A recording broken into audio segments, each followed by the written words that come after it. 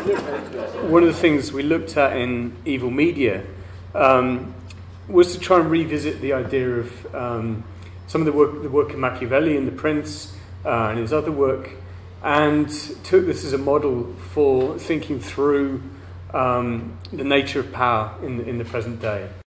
Now, Machiavelli, of course, is writing ostensibly as an advisor to the prince, quite a specific prince, but also writing in a way that reveals the game, in a way that speaks too openly, too clearly about the nature of power. So the question of very specific political structures, like the republic or the despotism, are examined at the same time as the kind of question of what kind of emotional condition one should have with one's subjects. And this kind of resonated with us in terms of thinking about 21st century power as it's played out through the kind of mundane grey objects of everyday existence in the academy, in work, in politics, and trying to think through, okay, what is if Google have this phrase, "Don't be evil," as their kind of company motto, what would they do actually that would be any different were they to have the inverse motto, "Be evil"?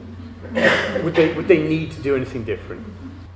So what we look at in the book is things like search engines, sorting algorithms, queuing systems, spreadsheets, PowerPoint diagrams, flowcharts, Gantt charts, workflow systems. This isn't a slide we produced ourselves.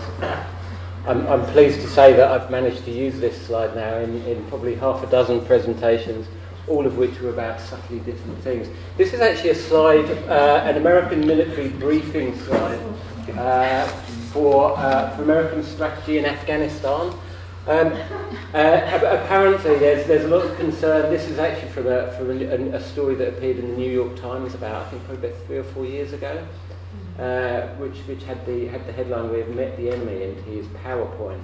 Apparently there's a lot of concern amongst certain parts of the American military that there's an over-reliance on PowerPoint, and a number of generals are concerned that it may actually be dumbing down the strategic command of the American military, because it's giving them a false understanding of the situation on the ground in their conflicts.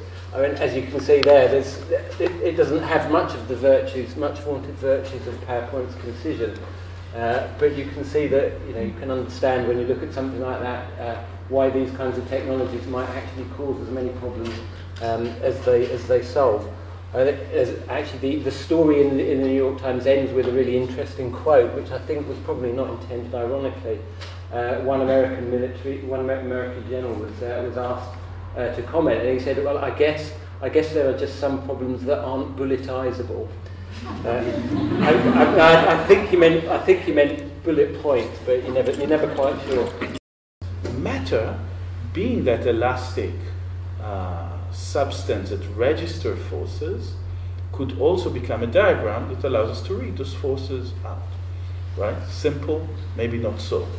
Because matter has also its own particularities, its own resistances, and which I think you would call kind of its own agency, which is interesting. So when one looks at kind of the easiest way to see it is to look at it as a simple diagram, i.e. decision on a political, geopolitical, micropolitical, environmental kind of shape, form the way it is, and we can, if we're smart enough to encode it, we can read it backwards. But matter has its own agency in the way it operates on us. So therefore, we're not in a kind of world of pure positivism, in kind of an unmediated relation to materiality, as if materiality operates without language. And the problem of reading them, which is always a kind of a political question, how in the unlocking of forces from form, you also unlock and unleash a certain political potential, both in that reading. In what forums that reading can be heard. It could be allow us to act in a particular way, right? There is no sound without its resonating chamber. So, in a sense, the whole issue of reading requires certain institutions in which that reading takes place. So here, until here, kind of a very, I would say, a methodological reflection that your work allowed me to understand. But where is that in relation to evil, and why in relation to evil? I think that again another world which I think is also relating to your thinking, that where the least of all possible evil came to answer problems that were raised in my previous work, is that my previous work tended to have almost kind of like two types of actors. No, there were like military, ideological governmentalities, no, that kind of like do things to space and people, and there are like those people that either resist or become the victim of that. And the least of all possible evils kind of like says, hold on, haven't we forgotten another very important actor, which is in fact perhaps the biggest, that saturate those environments of conflict, and these are those this huge kind of medium of humanitarians, human rights, international law people, the media, all those people that filter the relation between one and the other, right? So perhaps they are not good or evil, but they kind of exist within a calculus of moderating evil as that kind of force that act on matter and on people and things, let's say, right? We have a calculus. Now, evil appears always as something that is calculated, as an economy, right? We think of economy as a financial economy, but there are many economies, no? The minute something could be traded, you could say more or less, and exchanged, and circulated in a certain sense. It's an economy. It's a moral economy, in which, for which I thought at the time that I was researching it that the word proportionality, or the international law term of proportionality, exactly captures that idea of an economy. Because what is proportionality? It says you need to basically balance good and evil consequences of an act. A good consequence of a military act is to kill, let's say, a target, a military leader or a political leader. The bad consequences are the civilians that would be killed as collateral or non-collateral, right? As a consequence of that. And we just need to make sure that the bad consequences of something that we do and the good consequence of something that we do are balanced in a certain sense. And then I'm looking at the practicalities of this calculation, which are always about engineering, about making things in a world, right? So the example that I want to tell you about, coming from one of the last chapters in the book, is about a man who is in charge of targeted assassinations in under the shock and awe. Basically the shock and awe is a kind of like a big smoke screen at the beginning of the Iraq War in the spring of 2003. And within this smoke screen, there is a hidden political project that operates, which is the targeted killing of the Iraqi leadership. So that particular man who I'm writing about in this chapter is in charge of that project of political assassinations. However, under the law of proportionality, he has a kind of a good and evil calculation that he needs to do. And the Pentagon decides that the proportionality analysis would lead to 29, the number 29. What does it mean? He's allowed for every political leader that he's killing to kill also up to 29 civilians, right? With the 30th civilian, if his calculation through the computer and all those algorithms lead to 30, he needs to stop, right? Or to ask directly from Rumsfeld or Bush an authorization to continue, right? So you would say that is the threshold between the lesser and greater evil, or between some kind of tolerable proportionality and disproportionality, but it also becomes an engineering problem, because to kill 29 people, or up to 29 people, you need to learn the laws of engineering. You need to know that if you drop a bomb on a building from this direction, and you attack this column number 3 and 4, the building will fall in a particular way that would affect 17 flats or apartments and not others, right? So or if you drop a bomb at the top of the building, you destroy the top flats, but not others, right? So you must engage in an art that I call the design of ruins, right? That object in itself is the product. It's a media product, and it's a product of these calculations. So one of the things that we speak about in the book is about management systems and chains of command, how, for instance, middle management becomes one of the key media technologies of the present era.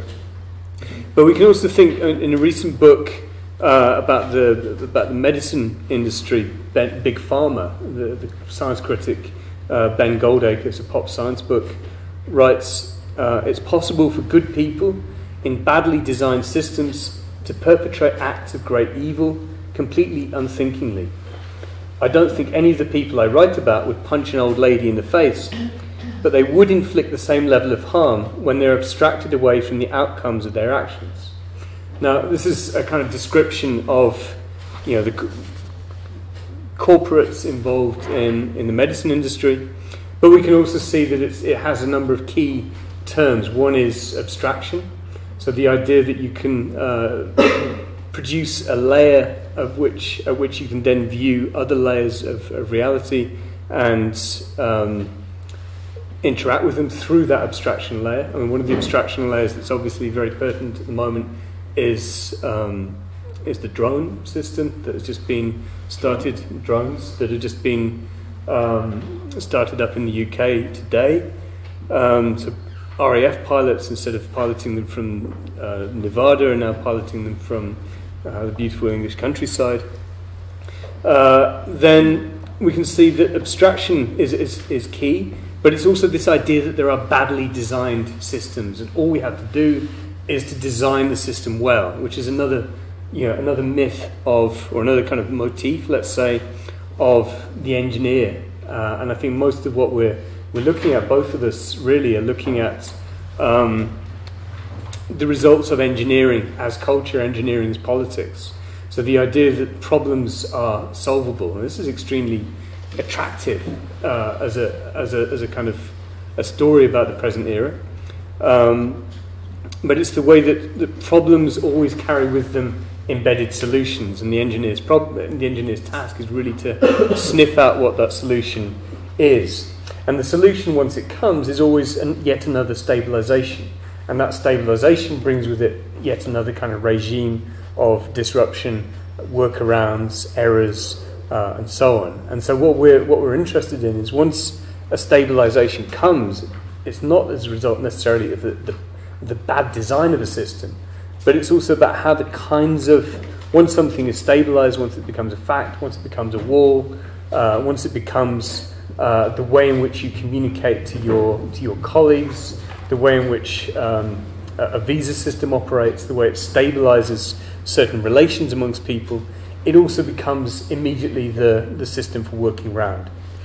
So any stabilization always includes the design of its own disruption.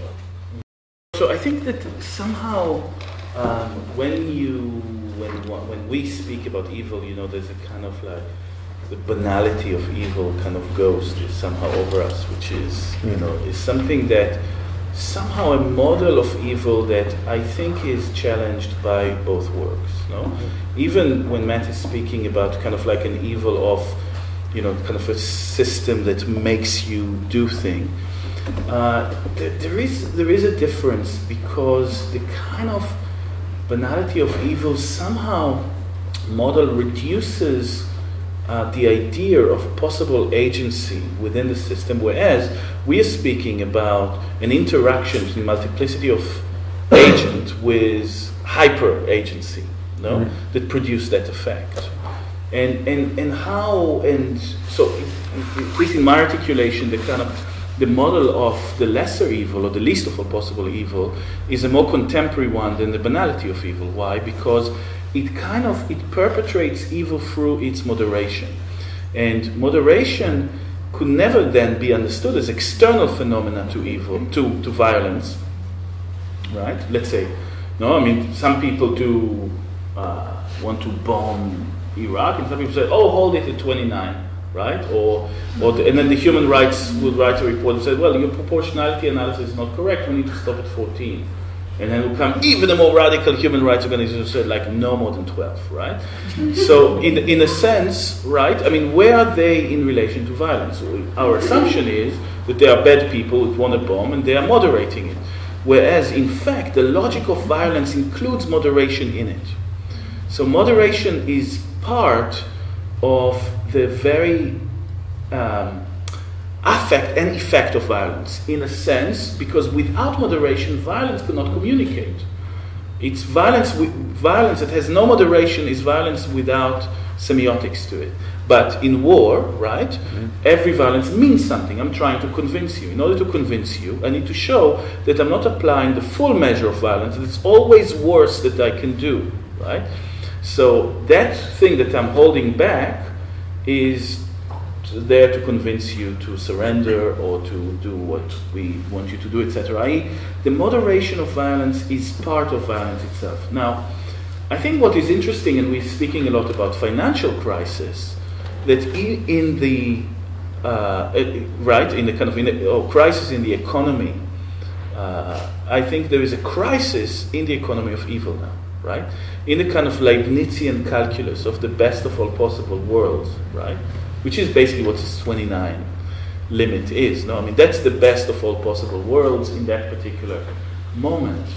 That economy doesn't work anymore, right? That economy has gone into a level by which, you know, that very actions of moderation lead to the increase of the overall kind of effects of violence. So we here in a crisis within the economy of violence itself, which I think is a very interesting concept. So this is one, I think, kind of comment on your comment. And I think that these networks of that operates, you know, in Afghanistan, in your slide, or in wherever else, no, let's say those military networks, we tend to think of them as purely functional, operational ones. And the minute that you introduce evil and you introduce calculus, or you introduce a kind of an ethical economy into the violence, you realize that other things are flowing within this network as well, right? And the minute that you have an economy that doesn't function, right? An economy that is in crisis, that collapses, you end up with a problem by which those people that try to moderate violence, the humanitarians and human rights people, perpetuate it and perpetrate it, right? It goes out of control. It becomes unpredictable, these kind of, and these come really from that both, you know, that what runs through the veins of the system is both a kind of an ethics in crisis and operationally. No, we cannot think of it simply as operative systems that are, you know, kind of rational in kind of achieving, you know, kind of that is the problem, this is how, you know, kind of that system is conceived to deal with that. There's other things that flow in there and kind of like make it fold onto itself and make it misunderstand itself and clumsy, or sometimes just go completely out of control and just like run, you know. Yeah, and I think one of the things where I think both books are also talking about is this nature of ambiguity, and one of all the decisions that are made by people are ambiguous. There's no good decision in any of the kind of things that Eyal talks about. Everyone's making the wrong decision to some extent, but it's also about the means of interpretation. You know, how do you interpret a decision?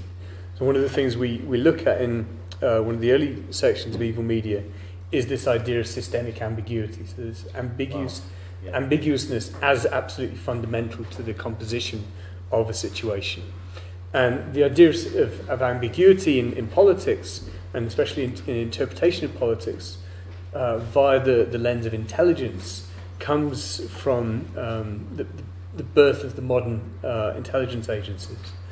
So James Jesus Angleton, who's the founder of the CIA, he was originally a literary scholar, and one of his big influences was the interpretation of literature used as so he uses Empson's 7 Kinds of Ambiguity, which is a text about the interpretation of modernist literature, to train his agents to be able to interpret to be able to interpret text, to interpret photographs, to interpret evidence.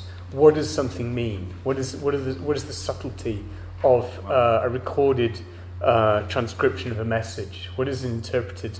What does a recorded phone call mean? When someone is saying this, do they mean this, or this? What I think we chart in the book is, in a sense, the difference between the foundation of intelligence in the pre-Second World War era and the contemporary era, which starts with Alan Turing and with Bletchley Park, with the interpretation of ambiguity and the production of ambiguity via computational systems.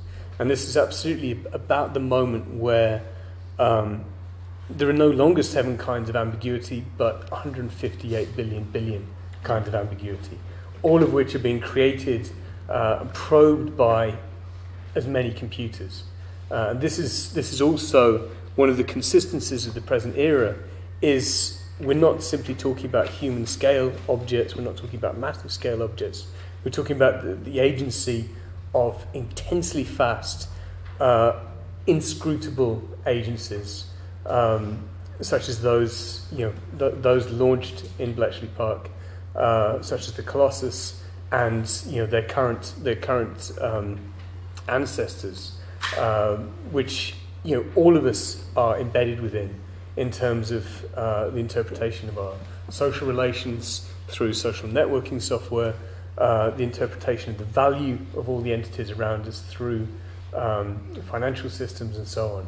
So I think there's something that we're almost catching up with in the humanities, in the arts, which is this medium which we've been living in since 39, 40, which is the computational era that we're suddenly having to catch up with.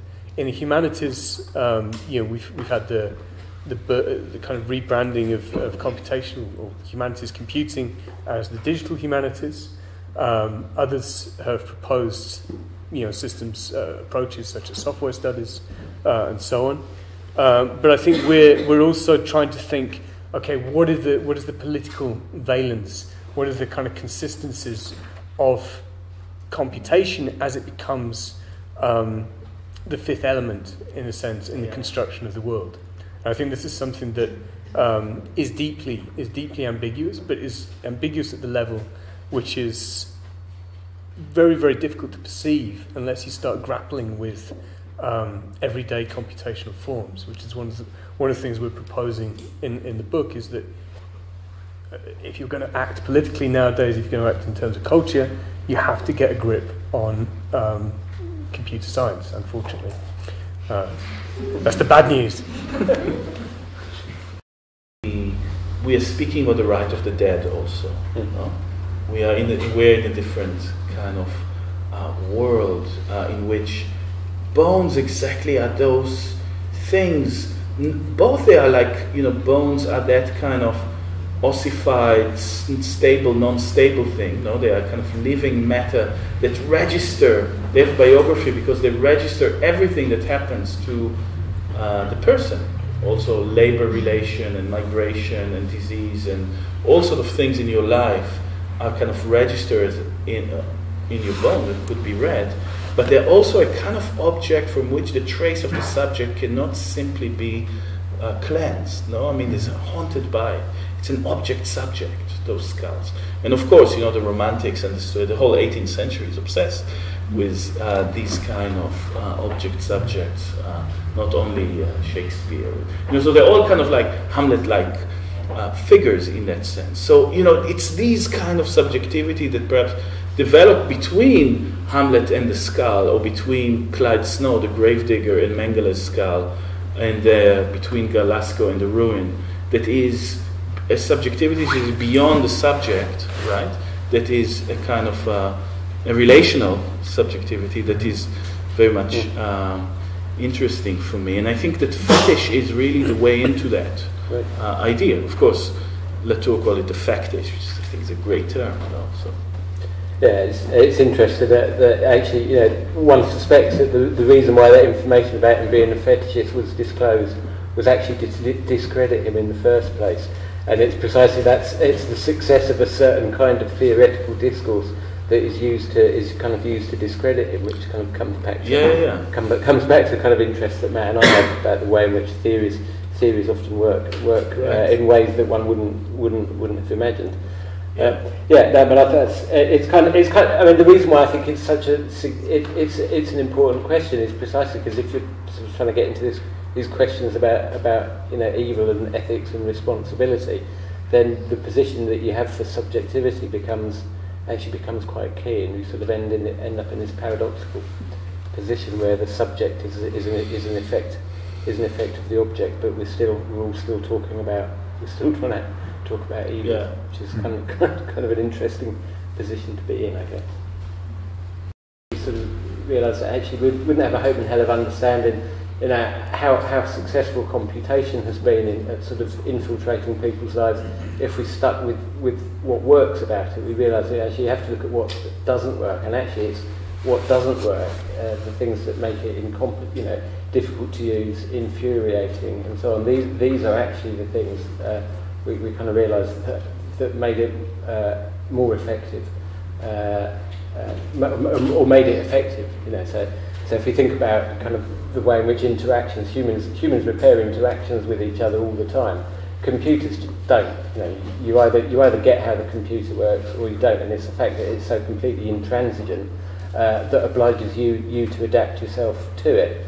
And in that's in some ways the seat of its effectiveness, but it's also the seat of its undoing, because there's a whole, the discourses around computation are predicated on this idea that it has a superior efficiency, and if your claims to success are based on something failing and not doing what it says it's going to do, you're in trouble. So I mean, the thing sort of pulls it, it becomes effective, but in the becoming effective through its stupidity, it starts to pull itself apart.